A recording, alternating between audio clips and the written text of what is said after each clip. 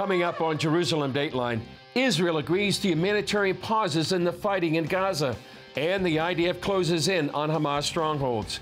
Plus, a look at some of the 300 miles of terror tunnels beneath Gaza homes, hospitals, and mosques.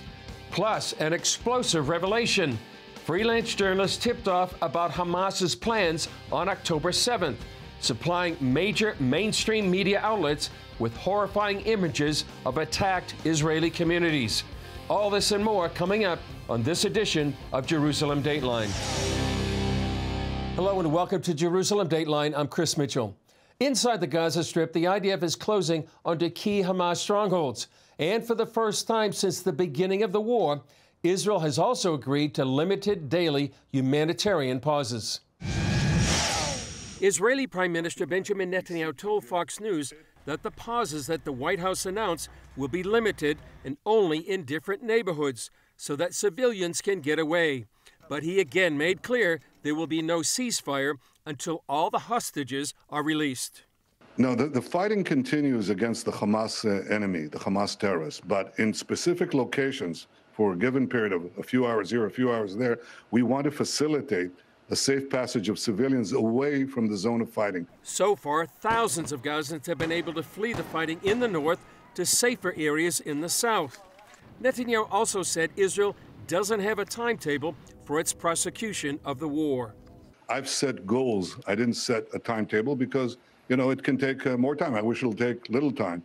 But we're proceeding step by step, reducing our casualties in the process, trying to reduce and minimize civilian casualties and maximize the casualties of the Hamas terrorists. And so far, I think it's proceeding well. For the first time, the Israeli Defense Forces Chief of Staff entered deep into the heart of the Gaza Strip. The Israeli military captured one of Hamas's main bases, which it used to plan and prepare for the October 7th massacre.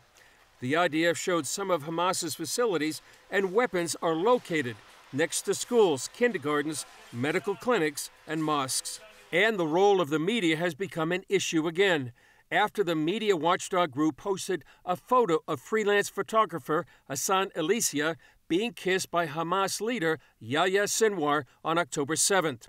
After the expose of freelance journalists on the scene of the massacre, who have worked for publications like AP, CNN, and the New York Times, Israeli Prime Minister Benjamin Netanyahu tweeted, "These journalists were accomplices in crimes against humanity. Their actions were contrary to professional ethics." The news services said they had no idea of any advanced knowledge of the attacks, and AP and CNN cut ties with him.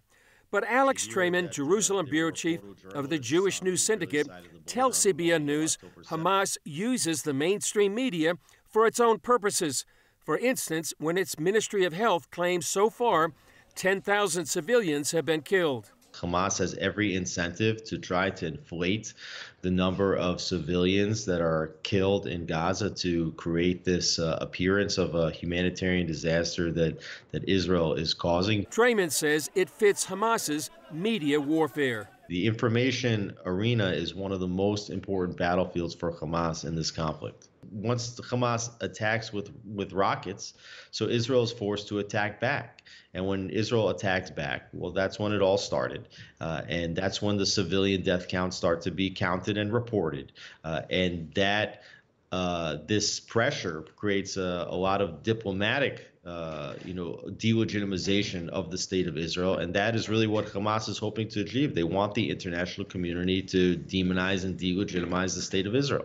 Chris Mitchell, CBN News, Jerusalem. It's been dubbed the Gaza Metro, the intricate web of deadly tunnels buried deep beneath the Gaza Strip. In this latest phase of the war, an elite IDF unit is methodically going through more than 300 miles of tunnels. Its mission is to destroy Hamas's ability to use them for their terror operations. George Thomas has more from southern Israel. Israel says the noose around Hamas in Gaza City is tightening.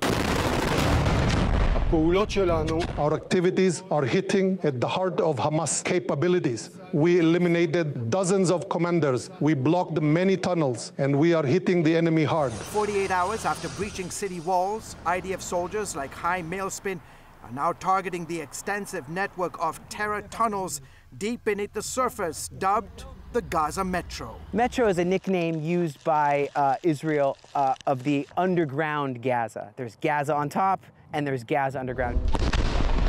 Mailspin, who has served almost 20 years in the Israeli army, was called up a month ago to take part in the military operations in the Gaza Strip. Today, he is right in the thick of it, focusing on hundreds of miles of those tunnels. Mailspin is part of the IDF's elite Special Operations Yahalom unit that's in charge of demolishing Hamas's tunnel networks. Gaza Underground is, as you probably heard, 500 kilometers worth of tunnels. What you really have is various kinds. You've got the attack tunnels. Then you have tunnels that are for supplies and for weapons and for caches and for command centers. Then you have small tunnels that are about, let's just say, as wide as I can stretch my hands.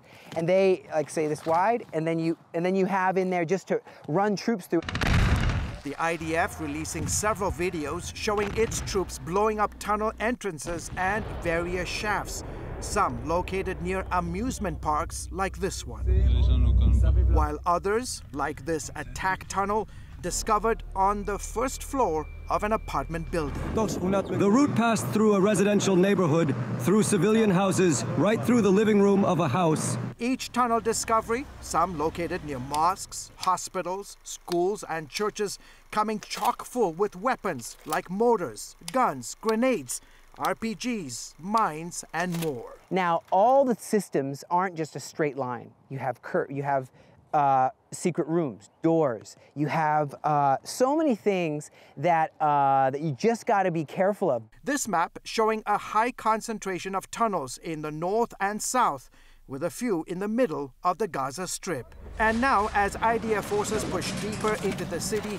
Mailspin, an Israeli-American Christian, is asking people around the world to continue praying for their military operations. Pray that we'll have that supernatural wisdom. Where are these tunnels? Where is the threat going to come from? And they're tricky. They're tricky people, the Hamas.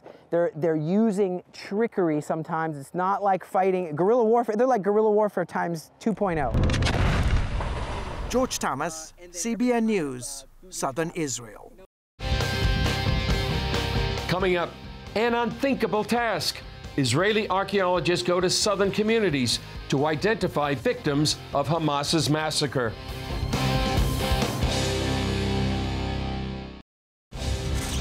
The Israel Antiquities Authority is known worldwide for excavating sites and artifacts from biblical times.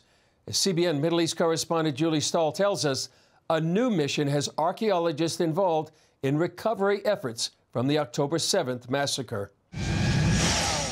For the first time, the Israel Antiquities Authority is putting its expertise investigating ancient burn sites to help identify remains in Gaza border communities. We are able to go into these houses and apply our archaeological methodology into a modern context, as difficult as that is emotionally, but be able to understand what happened in the building, to divide the building into different locations in order to specifically place different events, and to sift through the burnt remains in order to look for anything that can help us identify missing peoples, be it personal adornments, which may be specific to a certain individual that we know is missing, or human remains, primarily human bones, which were burned. As head of the authority's Dead Sea Scrolls unit, Dr. Joe Uziel normally works in ancient biblical texts. As we are familiar with this through our excavation contexts, which we deal with destructions from hundreds and thousands of years ago, we can apply them to the current situation and be able to identify remains of humans. For more than 2 weeks, Uziel has joined 15 archaeologists combing and sifting ashes at the communities of Kibbutz Be'eri, Kfar Aza, and Nir Oz. They are also examining the contents of incinerated cars from the music festival at Kibbutz Re'im. To date, dozens have been retrieved, including the identification of several individuals that were listed as missing, and we can now say with complete certainty that they were killed during this horrible massacre. Remains are turned over to the rabbinical unit for DNA identification. Archaeologists began their assignment by looking for evidence of missing people known to be in their homes when Hamas attacked. Later, their mandate broadened to examining all burned houses and cars. And that is what we deal with on a day-to-day basis, is dealing with past events, not modern events. But the transition is one that I think was, I don't want to say natural, but made a lot of sense, because again, we're just about the only profession that can get down to this finite definition and help the forces that are working in order to identify these missing people. Uziel says while the task is difficult, the archaeologists are thankful that they can help in this special way. For me personally, there's a lot of mixed feelings. On the one hand, the things that you see there are unfathomable. You really can't understand. I mean, you see it on TV and photos and videos. It's not the same when you're there and you see the level of atrocities that were committed there. It's really difficult to take in. But on the other hand, to be able to contribute something to help these people, these families that have gone through such horror is in a way uplifting. Uziel says they'll continue with this task for as long as it takes. Julie Stahl, CBN News, the IAA headquarters, Jerusalem. The internet is exploding right now with information about freelance reporters affiliated with Hamas capturing moments from the October 7th massacre. And here's the kicker: the photojournalists were often employed by mainstream media outlets. Gil Huffman's watchdog organization, Honest Reporting, broke the story. Gil Huffman with Honest Reporting, tell us about the report you just released about Gaza-based journalists. So we reported about a few journalists that went into Israel from Gaza on October 7th and took pictures of a lynching of soldiers, and were in Kfar Aza, where many Israelis were murdered by terrorists. And we questioned how they knew to be there and the ethics, because there were Israeli journalists who went and saved lives when they saw people being killed. Who hires? These are freelance reporters or journalists, but who do they work for? So we know that there are people who took pictures for AP, Reuters, the New York Times, and CNN. Some maybe worked for them before. Some were just freelance. Some just give pictures later on and know who to give them to. I guess it varies among them. What questions, ethical questions, does this report raise? What were they doing in our country? You know, journalists just can't go into our country without permission. That's something that terrorists do. They infiltrated together with terrorists. That alone was aiding and abetting what the terrorists were doing. And there was a guy from Galei Tzahal who was reported from the South for decades named Rami Shani. He went to the dance party and the Nova Festival, and he stopped being a journalist for a little bit and saved lives. Here you're talking about people who took pictures with selfies with tanks as people were being murdered. Yeah. What have you contacted any of these major media outlets, New York Times, AP, CNN, or Reuters? Media outlets, we don't at Honest Reporting claim to be a news outlet. We're a media watchdog that monitors coverage of Israel around the world. But the media outlets who have picked up our story have been in touch with them. CNN said they will not use the services of the photographer who was there on October 7th. Yeah. How would you characterize the reporting by the international media since the beginning of this war? Horrible. At the very beginning, they got it. They reported us accurately and sympathetically. On the front pages, there were pictures of Noah, a young woman who was being kidnapped into Gaza. At CNN, at the very beginning, they cried on TV, but now it's one-sided against Israel, and people are forgetting what happened on October 7th. And Chris, we can never forget what happened on October 7th. Yeah. What'd you say? There was the hospital, the Ali Hospital there. supposedly was bombed by Israel, but it turned out to be a rocket. How would you characterize that reporting?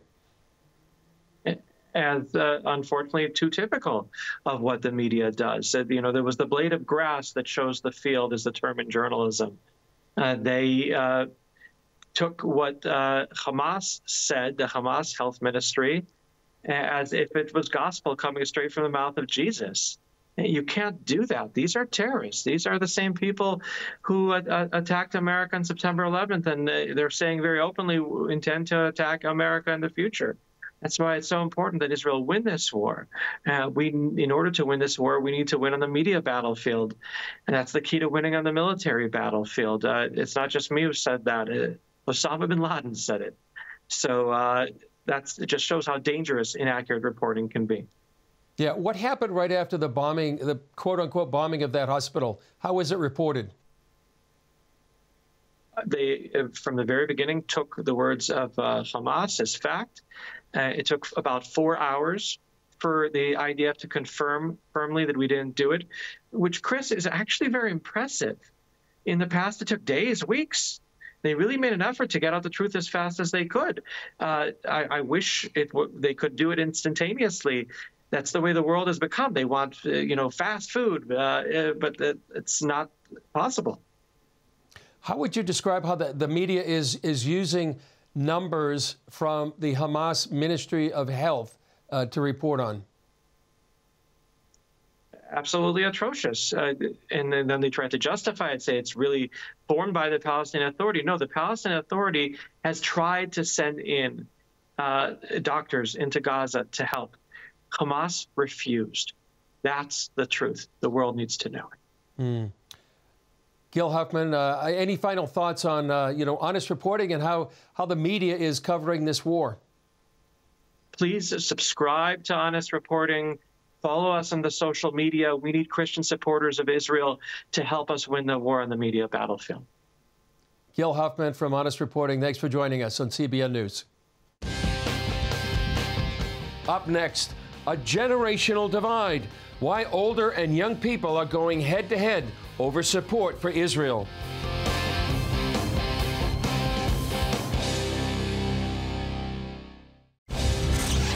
Israel's war with Hamas has multiple fronts, one of those being the digital space. In the U.S., the information war continues, and a deep division is emerging between supporters of Israel and supporters of the Palestinians. Brody Carter has more. Free, free Palestine! Free, free Palestine! These protests are gaining strength as the Israel-Hamas war deepens. Pro-Palestinian movements like this have been sprouting up all over the world. Here at the March on Washington, there's upwards of 30,000 people here. That's according to a permit from the National Park Service. And their main call is to free Palestine. Free, free Palestine! We are an opponent of the political ideology of Zionism, which we view as a racist ideology that aims to justify the expulsion of indigenous people from their land, in this case, the Palestinian people. Walter Smolarek with Answer Coalition helped coordinate the event. Still, a Harvard Caps Harris poll led by pollster Mark Penn shows an 84% majority of Americans support Israel over Hamas.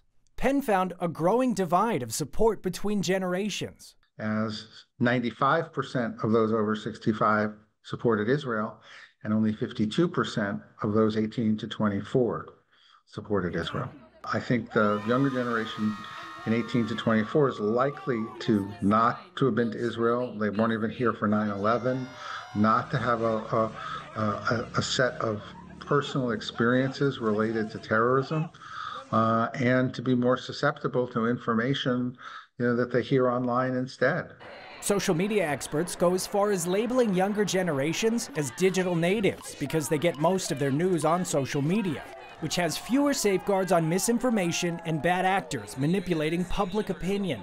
Media shapes consciousness, and consciousness shapes culture. Kinchlow sees platforms like Facebook, Instagram, and especially TikTok as digital battlegrounds vying for public opinion. And so now you have this whole generation of kids. That's what they're used to when it comes to taking in news.